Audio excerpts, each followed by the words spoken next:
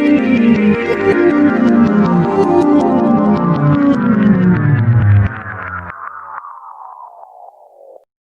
brothers, sisters. How are you all doing? Hope you're all good. Today, just briefly, I want to talk to you about this self-test kit for antibodies, just to know if you had the virus or you just some people just taking a measure of just for peace of mind, basically. The thing is, we'll find today in the market like about 41 tests, and 39 of them are available in the UK, and the prices goes from £70 to £200. A lot of money, so cost a lot of money. But we have certainly the health authorities says there is no home test that been approved. So no test has been approved to be used at home, to be used to test for antibodies, or to know, or to get to see if you had the virus or not. First of all, it's interesting because only 10% of those kits give you full information or give you less evidence that they work in and how they work and how you should use them and so on. Only 10% of these home test devices. The rest, they give you no information. They don't even give you instruction how to use them and so on. For example, in the country, when you have HIV test kits and pregnancy test kits, they give you all the regulations and they give you the evidence that it works and how it works. And so, but when it comes to these ones, the antibodies for the virus that we have at the moment, there is no regulations whatsoever. And the other thing is the cost. Yeah, they cost about 70 to 200 pounds. That's a lot of money. That's a lot of money. The other thing is it's actually misleading. First of all, they don't tell you anything about the interpretation of the result. They don't tell you have to use them after 2 to 3 weeks from the onset of the symptoms, and the quality of some of those products is not good at all. How accurate they are? They're not really accurate. And the other thing, are we really protected if we have antibodies and if we supposedly those kits work properly and we see their antibodies? There is no evidence whatsoever so far that if we have antibodies, we are protected for life and we're not going to get infected again. There is no evidence at all.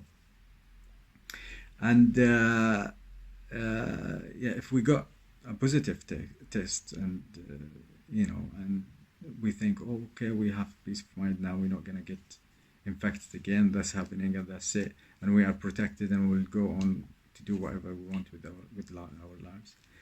That's not really proven. There is no evidence whatsoever to suggest that if we have those antibodies that we're not going to get infected again, or we are going to be protected, or we are protected actually.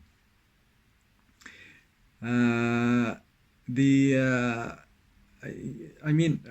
the other things, it's when you're talking about only 10% of these kits provided evidence.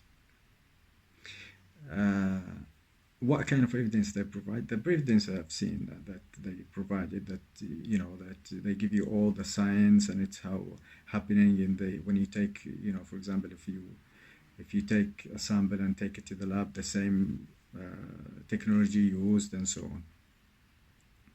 But that's not actually the case. I mean, in this is the technology is so new. The technology is so new, and they cannot really prove, anyhow, that it's effective or it's working. Anyway, so most of the health authorities, and they suggest and they advise people not to use them anyway. And governments in the UK, for example, they said if we find that there is absolutely evidence, that these things of work, we will make it available to everyone to use it in a very reasonable price. The other things I wanted to talk to you is about Oxford vaccine, and it seems to be like it's going well. I mean, now they doing this trials, the phase 3 of the trial, going in the UK, in South Africa, and Brazil, in the USA, and so far so good. AstraZeneca as well. Now they're trying to do. There is a vaccine and a preventive medicine at the same time, and it's a combination of two antibiotics.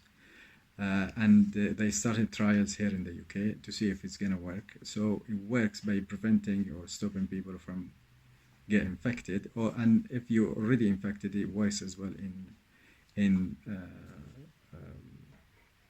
it helps the immune system to get rid of the virus. Hopefully, in the next in 2 months' time, probably we will see some new evidence and the results from phase 3. They've been talking 2 days ago about this. They said the people from AstraZeneca and Oxford University, that probably, most likely, that the regulators, they're going to see the papers and the evidence for the vaccine this year. So this is a very good news. And if they see that and they approved it, that's when we will start the production phase. And hopefully, let's hope it's going to be the beginning of this year. And the regulators will give the go-ahead on the end of the year. And that will be really good news. See you soon, inshallah.